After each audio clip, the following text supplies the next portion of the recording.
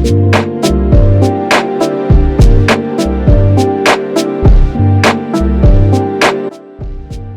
everyone, welcome to my channel. My name is Areli. I am a medical doctor, pathologist, and neuropathologist. I also have a plant-based nutrition certification by the University of Winchester. I've been living as a plant-based eater, meaning vegan or animal-free diet, for a little bit more than 10 years. And the last 5 years, I was living as a Rawvegan exclusive eater. In February of 2023, I made the transition into a high Rawvegan lifestyle. And the reason for that is because I wanted to increase the amount of protein that I consume. And if you want to know more about the way I ate before, you can go back to my videos. If you want to know more about the background of this video, you can refer to my previous 2 or 3 videos. But now let's dive into the subject, protein. Okay, protein is a triggering word for so many people. It was for me. But once you understand that protein is just a macronutrient that is found in plants as well, not only in animal foods, you will realize that it shouldn't be triggering for anyone. Once you understand nutrition a little bit more, you will realize that, okay, different people have different fitness goals, different people have different lifestyles, different people have preferred sport. So in the past, when I was high carb, low protein, low fat eater, I used to be an endurance athlete, meaning running and a lot of distance, like 5Ks, 10Ks, many 10Ks, many half marathons, 2 marathons in my record. But I realized that as we get older, we need more protein. Not necessarily going animal-based, not necessarily meaning, having a steak every single day. I'm referring to plant-based protein. That's the thing that I want to clarify before anything else. When I say that, you know what, I'm going high raw vegan for the sake of increasing my protein, doesn't mean that I'm introducing animal products. Just means that I'm realizing the importance of this macronutrient.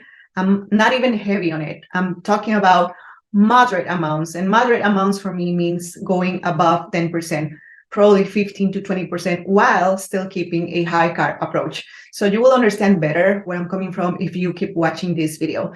Yes, it's a triggering word for many people, but I just want you to release or lift the veil and not have this stigma against this word. So let's dive deep into the subject. Can a high raw vegan diet give me enough protein? Can a cooked vegan diet give me no protein? Can a fully raw vegan diet give me enough protein? And the answer is yes. However, there is caveats that you need to be careful if you really want to fulfill your protein requirements.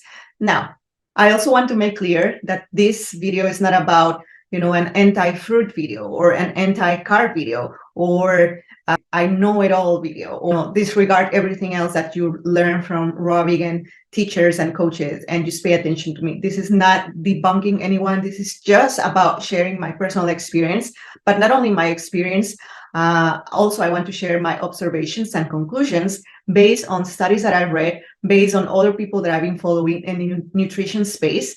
Not necessarily vegans, but not because someone is not vegan doesn't mean that we should disregard the finding that we can see as science progresses. This video is also about exposing my thought process, how I came up with these conclusions, giving you some background about how my brain works to arrive to these conclusions. Also a personal journey, comparing myself to when I ate a low protein diet versus now that I increased slightly my plant-based protein amounts. This video is also about to highlight the importance of including resistance training in your training regime. Not everything is cardio. I used to be, heavy on cardio before, but now I'm focusing more on resistance training, lifting weights, actually heavy weights. And also this is a call to action for you to track your nutrition. Doesn't have to be every day.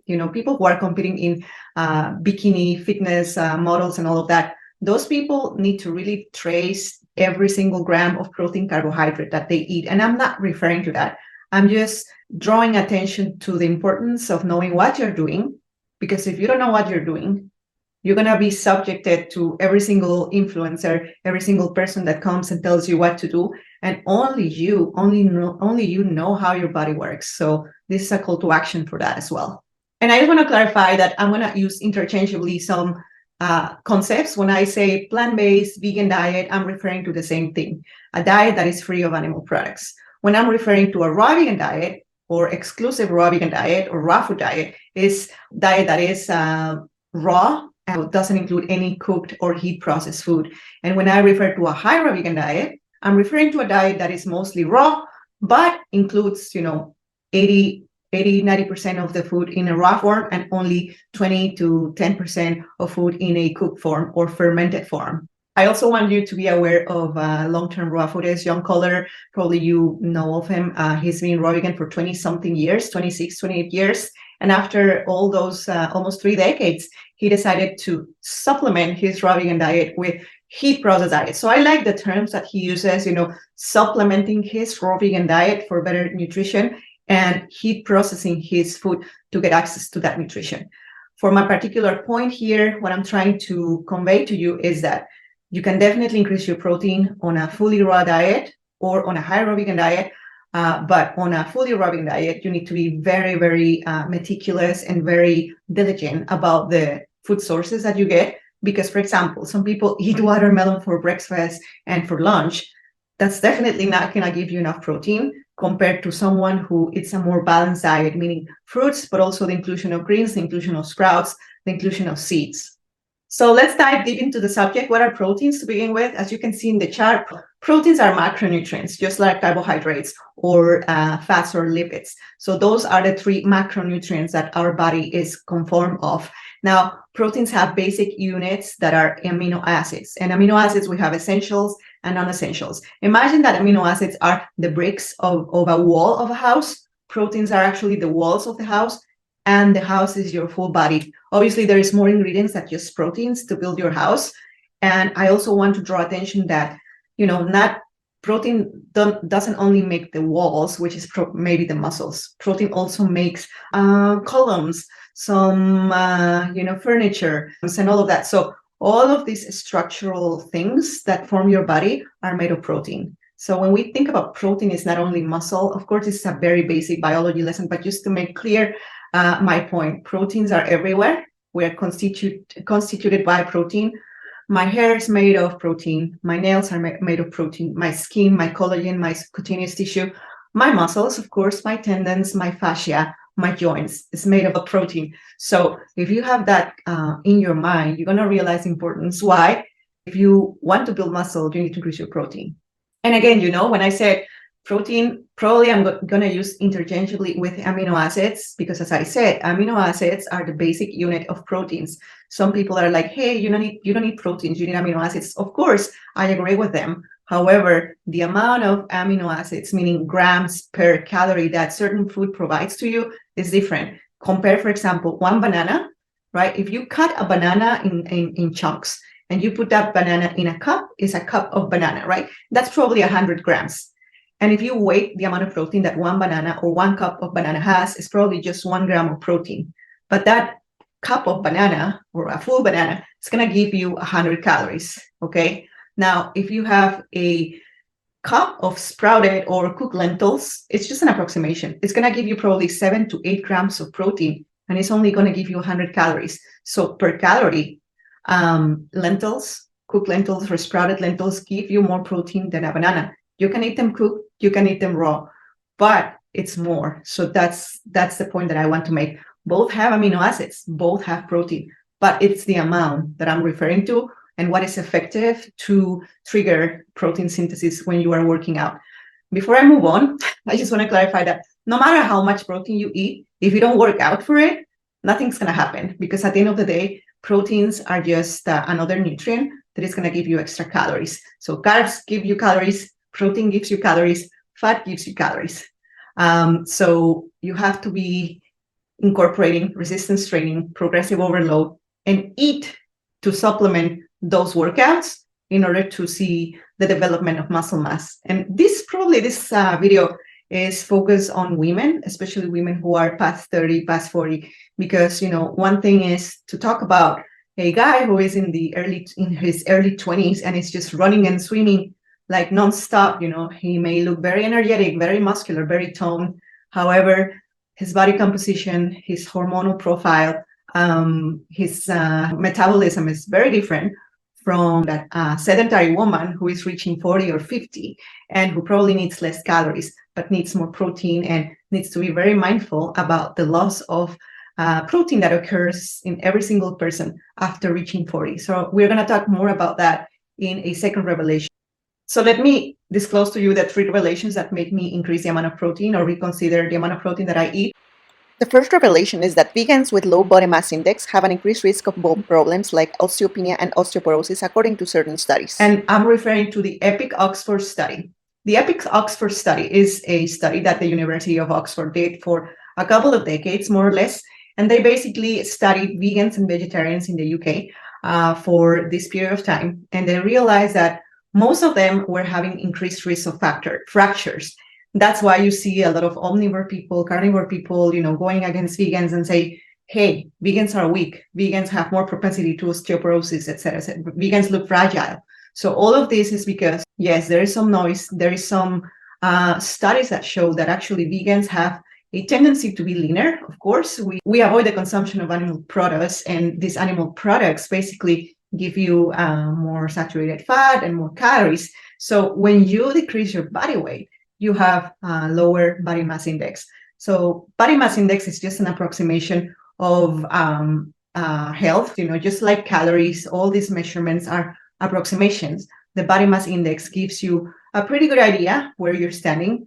So it was found in the EPIC Oxford study that vegans who have a body mass index less than 19, less than 21, less than 20, they were more prone to fractures when they got older. And this lower body mass index doesn't add a lot of resistance to your bones, because in order for calcium and other minerals to deposit in your bones, it needs to, the bones need to be stretched, the bone needs to be challenged. People with extra weight are challenging their bones, and therefore more minerals are being deposited. It's just a generalization, but that's the mechanism, more or less. Now, how can you ensure that you keep a healthy body mass index, meaning not being underweight, not being overweight? And on top of that, you keep a good muscle mass, a good resistance for your bones, so you don't get osteoporosis when you get older. Well, the answer is resistance training, because with resistance training, you are not only pulling and pushing your muscles that are inserted in your bones, but you're actually growing in muscle, meaning in size and in number.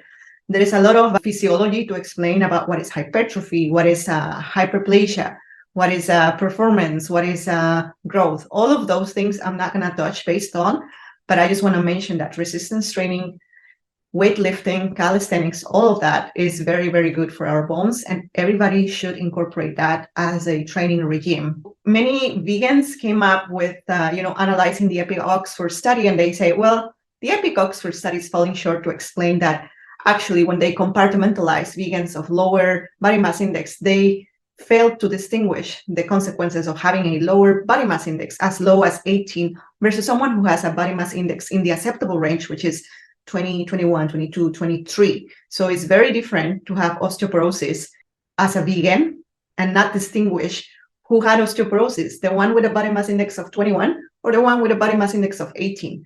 So this is bringing red flags to my radar and say, in the Rawvegan community and vegan community is heavily praised that you achieve a lean physique, kind of like a model from the 1990s type of physique.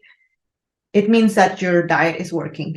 You have a flat stomach, you have abs, you actually have a rib cage, thin arms, thin legs. All of those things are heavily praised. However, the consequences of losing weight and not putting resistance training and not eating protein to recompose your body, I'm going to refer to body recomposition in another video because it's a different topic, but not having that into account when you're losing weight, you're eventually not only lose body fat, but also you're gonna lose lean body mass. So that means that you're basically skin and bones, right? I mean, not necessarily, but you don't want to be lean at the expense of losing your muscle as well. My point is that if you want to be lean, you need to procure building muscle, and of course, that's going to bring in consequence the loss of body fat, but you're not going to get severely underweight that you're going to compromise your bone, and therefore the risk of osteoporosis and osteopenia as you get older is going to be minimized. So that's my point, and that's the awareness that I want to bring to the table, especially in the Rawvegan community where women who attain this physique, smaller frame and smaller waist and flat stomach and all of that. What could be the reason? Is it because you are a little bit malnourished just to keep that lean physique, or because you're actually building a body that is going to sustain your whole skeleton. And that means putting more muscle and probably increasing your protein and working out for it. So that was the first revelation that made me reconsider my low protein approach and why I increased slightly my plant-based protein. The second revelation is sarcopenia, which is the loss of muscle mass as we age, and it's something that we will experience unless we focus on preserving muscle mass. So this was a tweet that drew my attention. It was, I don't remember the account, but they shared a link of this publication. I'm going to link it in the description box. So I want you to focus on this picture. So basically they're comparing three subjects.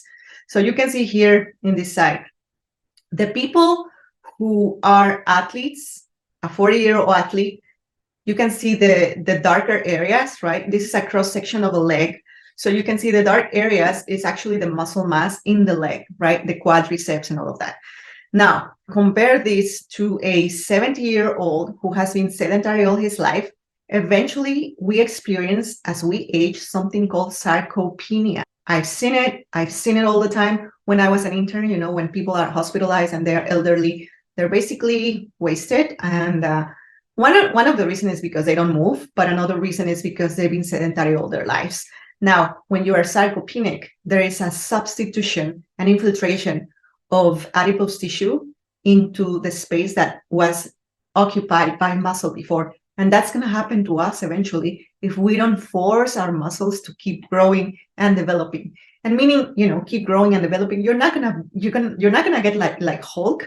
You're not gonna get like a bodybuilder, you know, like a sumo fighter or like a, I don't know, mixed martial artist. I don't know. It doesn't happen that way. It really takes a long time to build muscle. But I'm focusing more on preserving muscle and avoiding this substitution of lean body muscle mass with fat. We want to prevent that because if you notice in the other picture, this is a 70-year-old athlete that has preserved the muscle mass. You can see the darker areas is the muscle, the wider, more clear areas is the fat infiltration.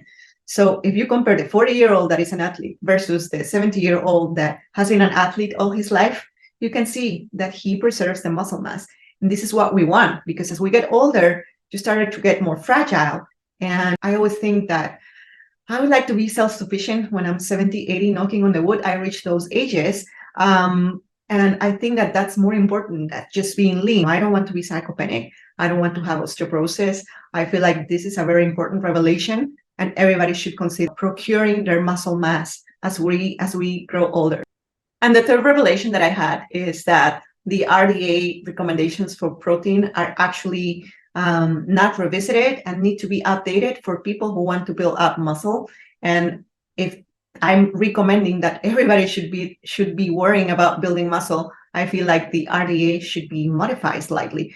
Let me explain this. So all the guidelines in the world follow the recommended RDA that was established many, many years ago. Those studies that came up with this magic number, which is 0.8 grams of protein per kilo of body weight, is the standard recommended amount of protein that everybody needs. Protein or amino acids, doesn't matter, okay?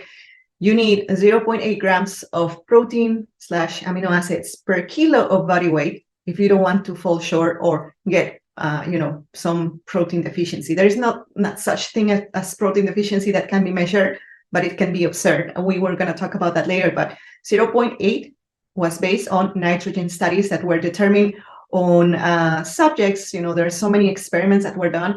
I'm going to link in the description box the video where Dr. LAYMAN and Simon Hill referred to those studies where the nitrogen balance happened and how scientists came up with this number. This RDA recommendation, has been established since long time ago, but it wasn't studied on athletes. For example, it was studied in people that have nothing to do with resistance training or bodybuilding, for example. It was not done on women who are getting into menopause, for example. So these recommendations, people were pointing out like, hey, the RDA needs to be revisited. People who are into bodybuilding need probably more. Vegans and vegetarians need probably more. Many people, including famous, prominent plant-based doctors like Dr. Garth Davis, who wrote Proteinaholic, I think that's the title. He said, you know what? And he follows the science as well. He's evidence-based. And he said, there's a study that made me reconsider that the current RDA of 0.8 grams of kilo of protein per body weight is accurate for athletes. Actually, I'm reconsidering it. So I'm going to leave it as well in the description box where he is actually realizing this. Because, you know, if there is noise coming from everybody else or from everywhere else, like omnivore doctors, carnivore doctors making noise about the subject, obviously we need to pay attention, not because, you know, we want to give them the reason, but because we actually want to test what we are doing is actually correct. So if there is something that we can tweak, modify, and improve, why not, regardless of where it's coming from? So you can see in this picture, this is the crowd of omnivore and carnivore doctors that advocate for more animal-based protein. Obviously, as I said, we shouldn't disregard the message that they are trying to convey, but rather we can extrapolate the data that they are analyzing and say, you know what, yes, maybe we can increase the amount of protein from plant-based sources. And this is exactly my message. Now, and I'm not talking about crazy numbers, you know, 0.8 grams per kilo of body weight on a fruit raw vegan diet only is not even achieved. And I'm just telling you, if you track yourself, let's say, if you eat, I don't know, 1 gallon of watermelon juice per day, for example, that's not going to give you enough protein. You're probably getting 30 grams of protein. For somebody who is an adult who needs 0.8 going by the recommended RDA, you're not even reaching the RDA. Let's put myself as an example. So I weighed around 50 kilos, sometimes 52, sometimes 51, sometimes 53. Let's round it up to 50. If I weigh 50 kilos, right, that puts me in a body mass index of 21. And that's good. If you refer to this table, the body mass index, a normal weight or a normal body mass index ranges from 21 to 23.5, more or less. So making the math using this formula for my height, which is 1 meter 60 centimeter, and my weight, which let's round it up to 50, my body mass index is around 21. So if I multiply 0.8 times 52 or 50, my protein requirements is 40 to 44 grams of protein, okay, per day. You know, if you want to eat like a grape island or banana island, again, 1 cup of grapes probably gives me less than 1 gram of protein. 1 cup of bananas or 1 banana gives me 1 gram of protein. In order to achieve the minimum requirement, according to the RDA, 0.8 grams of protein per kilo of body weight, I will need to eat 40 bananas. Should I just eat bananas just for the sake of getting, 40 bananas just for the sake of getting those 40 grams of protein on a single daily, on a daily basis all my life? No, because I'm going to fall short on iron, I'm going to fall short on fat, on other nutrients. And I'm not against, doing like a short cleanse or like a short, weekend detox, whatever you want to call it. But if you want to make this lifestyle sustainable, we need variety. Before, there was not emphasis on the microbiome. Microbiome, it's quote unquote new science. It's been a while, probably 10 years in the popular culture, but not many people are aware of it, let alone people who were writing books in the early 1900s that wrote about detoxification, natural hygiene. Yes, we should learn from those principles, take the good, but also be critical enough to realize that, hey, yes, there is a season for detoxification. There is a season for making things simpler. There is a season for learning about raw foods. And eventually, you're going to fall into a phase where you need to rebuild. And that's my message. Not all your life you should be detoxifying forever. Not all your life you should be simplifying forever, because the microbiome knowledge was not prevalent in those times. The microbiome science is showing us that the more variety of raw fruits and vegetables and cooked, why not, that we have, is going to be better for our microbiome, because we're going to have more diversity, and more diversity of the good microbiome is going to translate into better health and better immune system. So having said all of that, what is the optimal number then? As I said, some omnivore doctors advocate for very crazy high numbers, and I'm not advocating for that. I'm not advocating for a high protein diet. I'm just advocating for moderately low protein amounts. I'm advocating for just increasing your protein so you don't fall into deficiencies, especially if you want to work out and if you want to put lean body mass made of muscle. Please take a look at this post shared by Dr. Garth Davis. The link is in the description box. Dr. Davis is a very famous plant-based doctor. He's the author of the book Proteinaholic, and he shares that there are very few studies that had made him reconsider his low protein approach stance. especially for vegans and especially for athletes, for those who want to put on muscle. And I was also surprised to read in the post that he goes beyond the current RDA recommendations for protein. Rather than taking 0.8 grams of protein per kilo of body weight, he takes 1 gram. And I invite you to read the very interesting observations that he makes in the comment sections when he responds to his followers. Obviously, there is no black and white answer, but I find it interesting because even Dr. Garth Davis, the author of Proteinaholic, is reconsidering the topic. I feel like everybody should have an open mind to see what the new research shows. And yeah, the topic definitely needs to be revisited for vegans and those who want to put on muscle mass. So what is the right number? I would say that we shouldn't even go for the 0.8 grams of protein per kilo of body weight because there are so many other factors to consider. For example, the fact that plant-based protein is less bioavailable. Bioavailability means that the body doesn't absorb everything. So for example, I am a pathologist. If I cut, well, I don't, but if the surgeon cuts a muscle biopsy, which I see on a daily basis, if they cut a muscle biopsy from a patient, right, and I see them under the microscope, the muscle structure of a human is very similar to the muscle structure of a cow or a chicken, right? Animal-based protein ultra-structurally is very similar to human protein. Now, if I cut a piece of broccoli or an apple or watermelon and I put it under the microscope, even though they still have protein, but the structure of protein in the plant-based source doesn't resemble as much as the protein structure in the muscle of animals or the muscle of human. So that's why when you eat, not you, if you're vegan, you're not, but when people eat animal-based protein, the absorption and availability for our body to utilize that animal-based protein is higher. I mean, that doesn't mean that, oh, now we should stop being vegans because of that fact. No, it just means that we are aware of that fact, and therefore we need to take measures to correct that. The correction is increasing the amount of plant-based protein that we consume, because several studies have shown, and depending on the source, you're going to find different percentages, but they have shown that the bioavailability, meaning the amount of protein that our bodies are able to utilize based on the plant-based sources, ranges from 40% to 70%. So if I have a cup of sprouted lentils, and according to Cronometer or MyFitnessPal or Google, they say, okay, a cup of sprouted lentils is going to give you close to 10 grams of protein.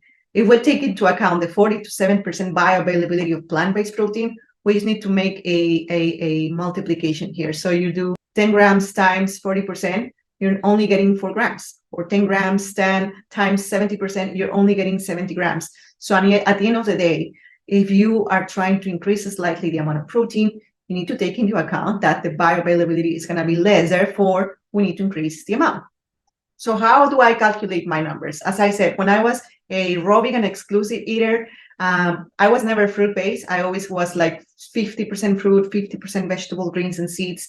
I was reaching 50 to 60 grams of protein per day. And according to the RDA, that was optimal, because if I multiply 52, my body weight, times 0.8, that's around 40, 44, 45 grams of protein that I needed. So on a raw vegan diet, raw vegan exclusive diet, when I didn't worry about protein, but I was not fruit-based exclusive, I was heavy on greens, heavy on seeds. I still had fruit, but it was not the only source of food that I consume as a raw vegan exclusive eater.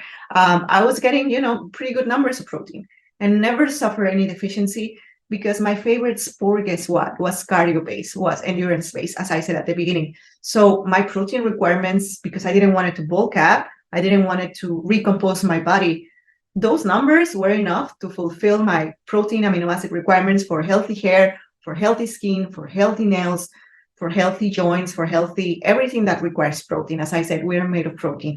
And since I didn't focus on building muscle, tearing up my muscle with every single workout, I was totally fine.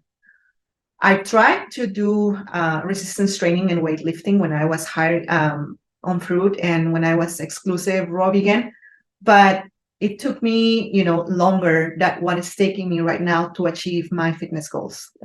I'm gonna make a video about my progress and comparing both dietary patterns, because some people have come and have said, you know what, Why don't you try doing, not worrying about protein, you're sticking to raw, maybe increasing more the calories?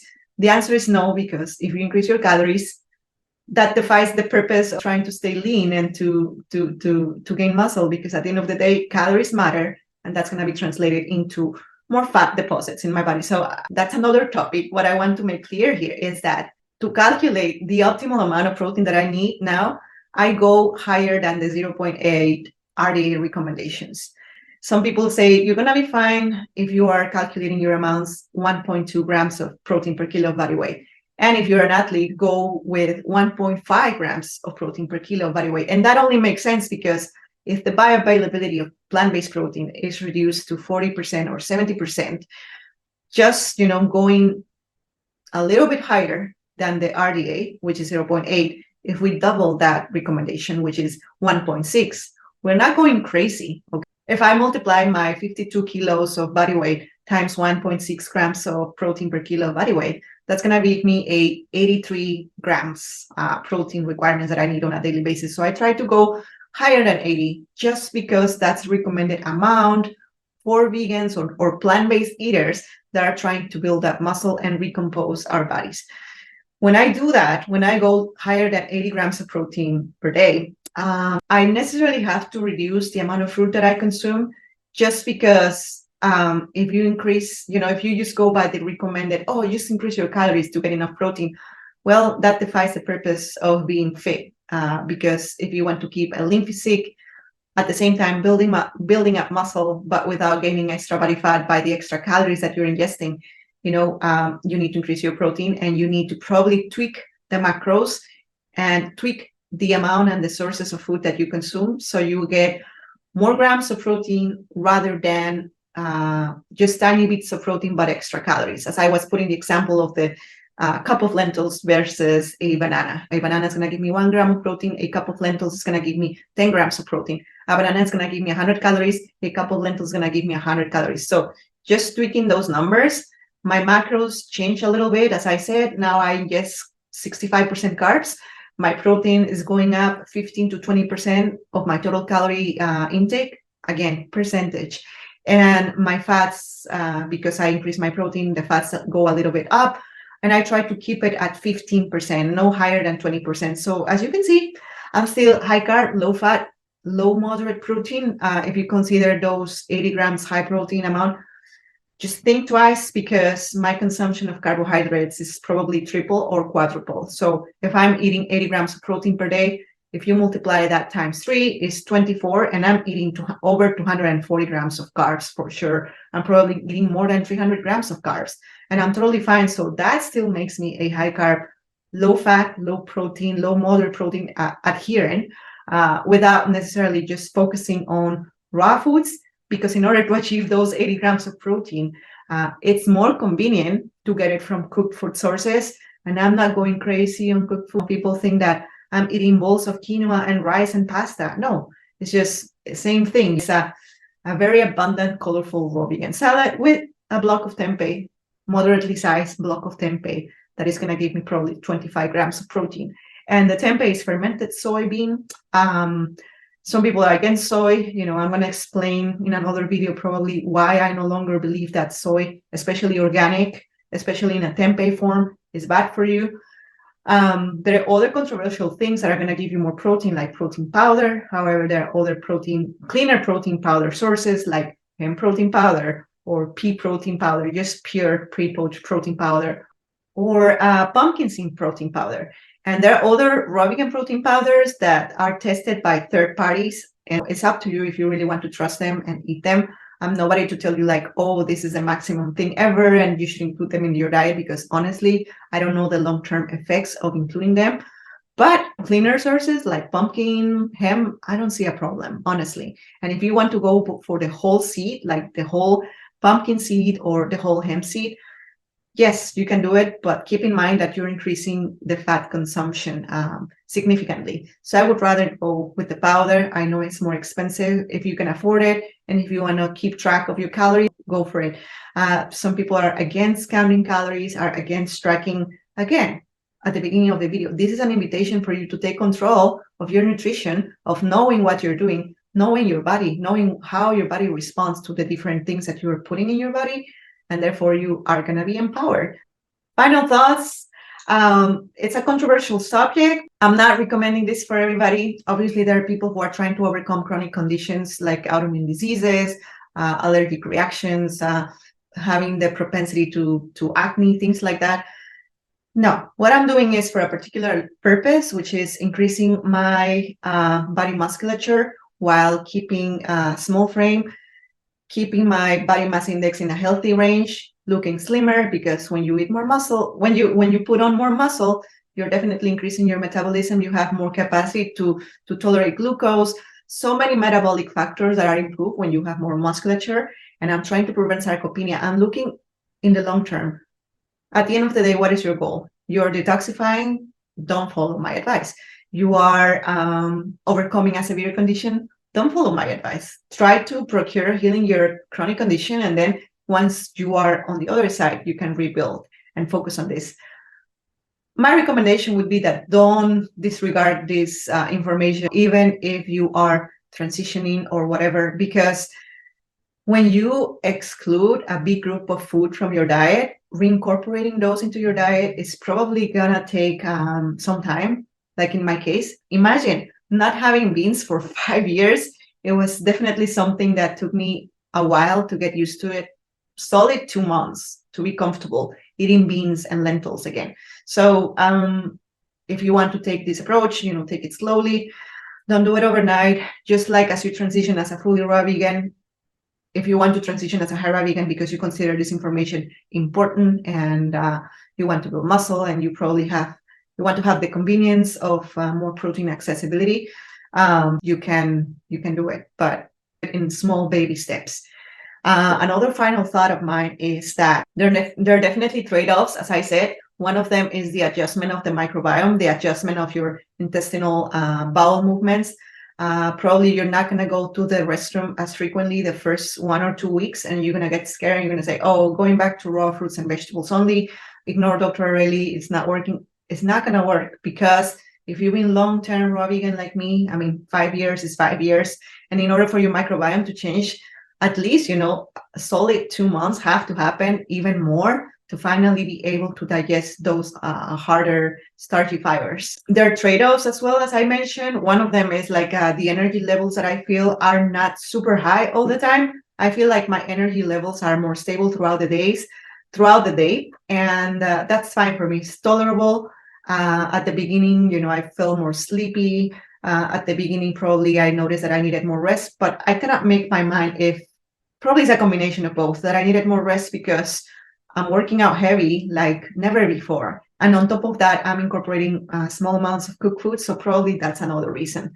But eventually your body adapts. And the cleaner you keep your protein sources, like fermented tofu or fermented tempeh, just one block, organic tofu, beans and lentils, chickpeas, all of those things, eventually your body's going to say, okay, this is our normal. And you become more efficient. Let me tell you that I've been doing this since February. It's December now, so almost a year. And I can tell you that I no longer have those periods where I felt sleepy or less energetic. My body actually just got back to recognizing those food groups. And we humans are funny creatures. Isn't it ironic that, for example, people who are on a keto diet, they totally disregard carbs and they're afraid of carbs? And it seems like people who are on vegan diets and raw vegan diets, we are so afraid of protein. And people who are on raw vegan exclusive diets, we are so afraid of cooked or heat processed foods, just because we have so many beliefs like, oh, cooked is toxic, etc., etc. I feel like the process of cooking is what makes something toxic or not, or more damaging, if you want to put it that way, than other ways of preparing that food. And obviously, there is more content coming up in that regard. And I want to encourage you to open your mind a little bit, consider this information. If it serves you, great. If it doesn't, politely put a comment. I immediately know where people are coming from when they put comments that are not very, how can I say, they're not very encouraging. So yeah, my disclaimer for this video and this information, disclaimer number 1 is that I'm not claiming that I have all the answers on the topic. I'm just coming to you based on the discoveries and revelations that I had over the last 2 years that made me reconsider changing my diet. As you notice, I'm no longer raw vegan doctor because I think that I'm not raw vegan exclusive anymore. And that's the second newsletter that is coming up. I'm going to touch more on that in a minute. But yeah, that's my first disclaimer. I'm coming to you with a explorer approach, with a questioner approach, with a researcher approach, rather than, oh, I know it all and only my words are valid or only my points of view matter. No, I'm presenting to you what I'm doing, what is serving me, and what I think is going to benefit you in the long run. Because if I didn't think that this was beneficial for everyone, I wouldn't be saying anything. But because I consider that it's actually very important, that's why I'm coming here as sincere as possible, even though it's not very popular. It may shake your world a little bit.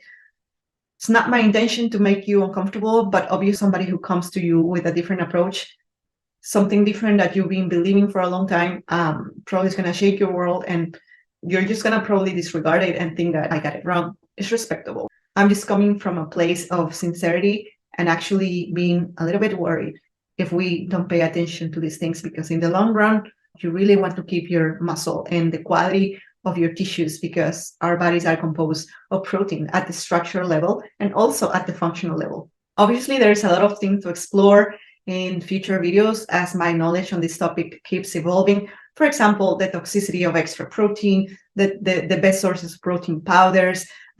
Is there any risk to increasing the amount of proteins because the kidneys, get burdened because of the excess of protein? All of those things that you probably are afraid of, they were also a concern of mine. But now I've understood that a lot of them were misconceptions and misinterpretations of the studies, and people were making conclusions. Remember how when you see a meme or fake news on social media and you send it to your platforms and people repost and repost, eventually it's just like a wildfire that cannot be extinguished. And I believe that those misconceptions prevail until now. Just for example, the myth that we cannot get amino acids and protein from plants, right? The majority of the people who are not aware of plant-based eating, they still believe that there is no protein in plants. And it's going to take a while for people to start catching up. So I don't expect you to understand where I'm coming from, after one listen to my content, after one reading to my content. This took me, as I said, 1 year to get convinced. I got to get rid of my raw vegan doctor name. I had to get rid of my ego, if you will, to be called raw vegan. I had to detach from that label. I also had to face the consequences of my decision, which is people are going to come and try to debunk me or try to change my mind. But if I didn't consider this important, I wouldn't try to raise awareness of the topic. So because I consider it important, I'm raising awareness.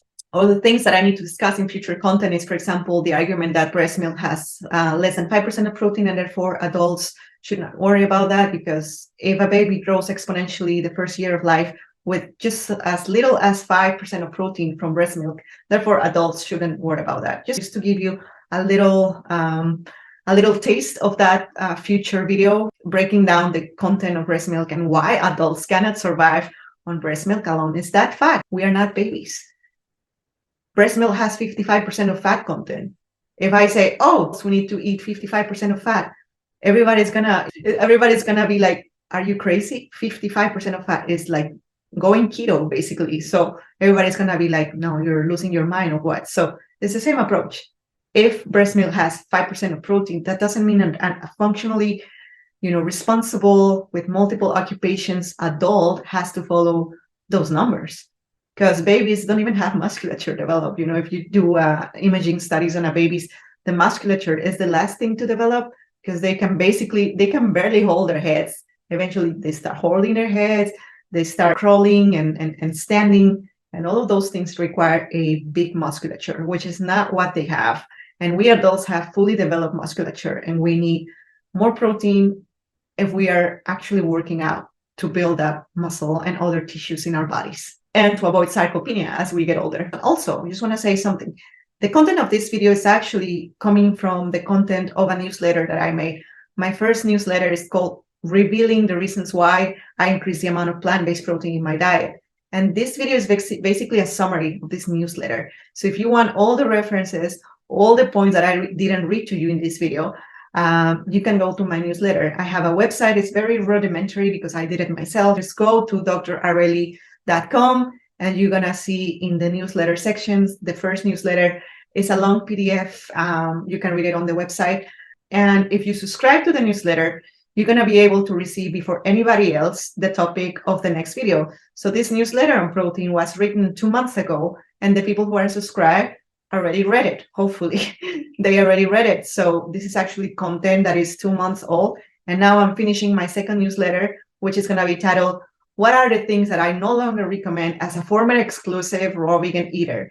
So that second newsletter is going to be divided in two, actually. So it's going to be the second newsletter addressing the things that I did, I believe, but I no longer do and I no longer recommend. And the third newsletter, following the topic on the second newsletter, is going to be about the things that I never did, never believed, but I consider actually dangerous and that many raw vegans are doing and why I'm against it. So make sure to subscribe, drareli.com. You have to go to your spam because your email provider is not going to recognize my email. So therefore, I recommend you to look in your spam, open the email, and say, hey, this is not spam. Move it to your inbox. Once it's in your inbox, your email provider is going to recognize my email. It's coming from info@drareli.com. And once it's in your inbox, you click the link to confirm your subscription. You need to confirm the subscription.